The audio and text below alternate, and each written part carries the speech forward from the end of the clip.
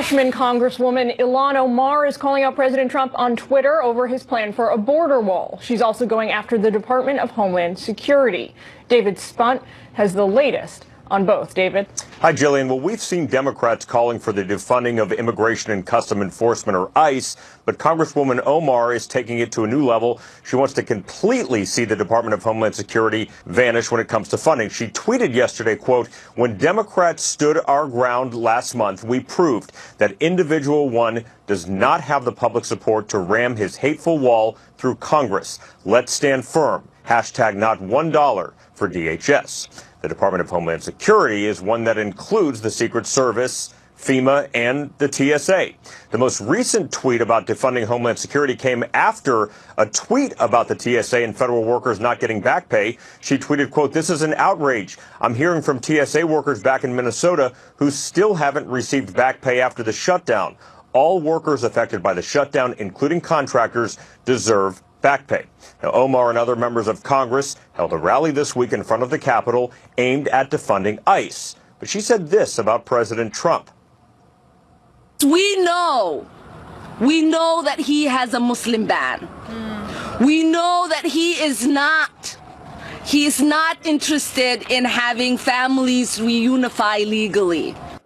Now, Omar has put out other controversial tweets in the last few weeks. She questioned the U.S. relationship with Israel and indicated that she believes Senator Lindsey Graham of South Carolina is compromised in some way. House Minority Leader right there, Kevin McCarthy, was asked about Omar's various tweets and a comment from Congresswoman Rashida Tlaib calling President Trump a profanity. McCarthy says the Democratic leadership is not taking appropriate action. If they do not take action, I think you'll see action from myself on ways that this cannot sustain itself. It's unacceptable in this country. Leader McCarthy did not expand on what he may do when pressed about the issue, but said the tweets, especially those involving Israel, are problematic. Jillian. David, thank you. All right, so how does Senator Elizabeth Warren's announcement change the 2020 field? What opportunities does it offer President Trump? We'll break it down.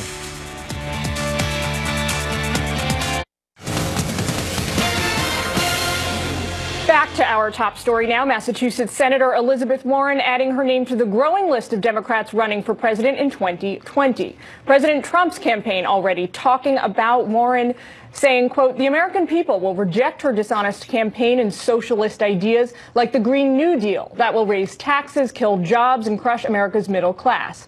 Here to weigh in is our A-Team political panel, Doug Schoen, Democratic campaign consultant and Fox News contributor, and Mr. David Avella, chairman of GOPAC and GOP strategist. Gentlemen, thanks for joining me this afternoon. Sure. Doug, are the Democrats going to reject her quote-unquote socialist ideas, as President Trump says they will? I think that's the big question. Yeah, and I don't think that will be the issue for the Democrats. Certainly, Jillian, as far as the electorate's concerned, it's very much up in the air whether people want 70% taxes on earned income, whether they want a wealth tax as she's proposed, whether the identity politics she's practiced in the past will go undiscussed. Those are all general election issues.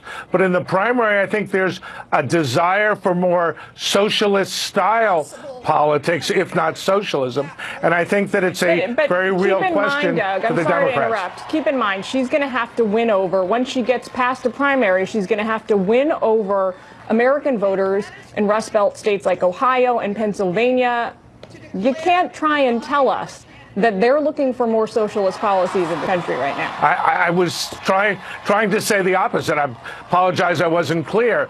I think those kind of voters, the swing working class voters, very much will reject the kind of policies that Elizabeth Warren stands for, even though in a Democratic primary where a narrow segment of the electorate participates, they may well find some degree of popular appeal. So, David, do you think she's going to make moves to bring in the more moderate members of her party and maybe even some sort of left-leaning Republicans? No. The best news for Elizabeth Warren is when you fill out the paperwork to run for president of the United States, you don't have to put ethnicity.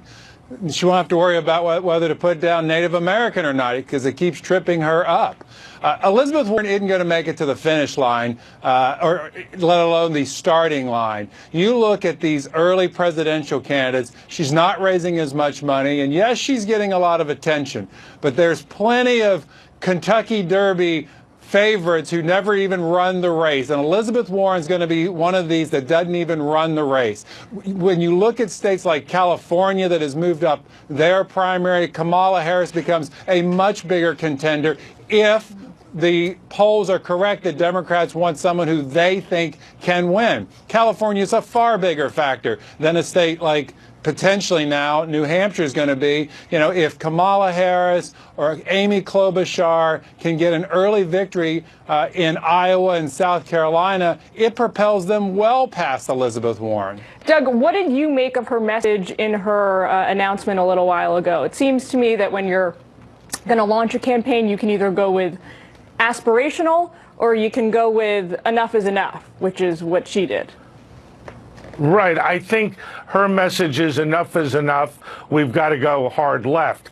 And I agree with David. I don't believe, given her announcement today and the positioning she's taken, as well as the controversy over her ethnicity, that she is a first-year candidate. She might have been 4 years ago. That's ancient history. But right now, I think she's in the middle of the pack and is trying to distinguish herself so far without enormous success. David, so this controversy surrounding her heritage, it's something that, our mutual friend Leland Vittert likes to call an unforced error. She's doing this to herself. Do you think it's early enough she can kind of outrun the issue as 2020, moves into full gear? Not with the platform she's running on. As we think about these budget negotiations, which apparently are going in the right direction, if Elizabeth Warren's Green Deal passes, we're going to need a border to keep Americans in as they have to leave the U.S. to go to Mexico or Canada to be able to get a flight. If you want to work in the fossil fuel industry, coal, you're going to have to leave America to get a job. This Green Deal would be disastrous for the U.S. economy, and this now is one of her platforms in running for president. It makes her not credible. We have 5 seconds. Doug, I want you to tell me if the Green Deal is a motivator here for Democrats or whether it's kind of a lasso around their necks. It is a motivator in the primary and a lasso around their neck in the general election. Gentlemen, thanks as always. We will check back in with you. Thanks so much, Jillian. Always a pro. Absolutely. Doug got it in 5 seconds. Mourners gathered last night for Milwaukee police officer killed in the line of duty. Matthew Rinner was shot while serving a search warrant early Wednesday morning. His life was honored during that service. That's who he was. This is a guy that spent his entire adult life, picked up a weapon, either took a post, went on a patrol, didn't matter. He was the guy that wanted to stand up against evil to protect us. That takes a special human being. Not everybody is that strong and has that kind of courage. All who mourn.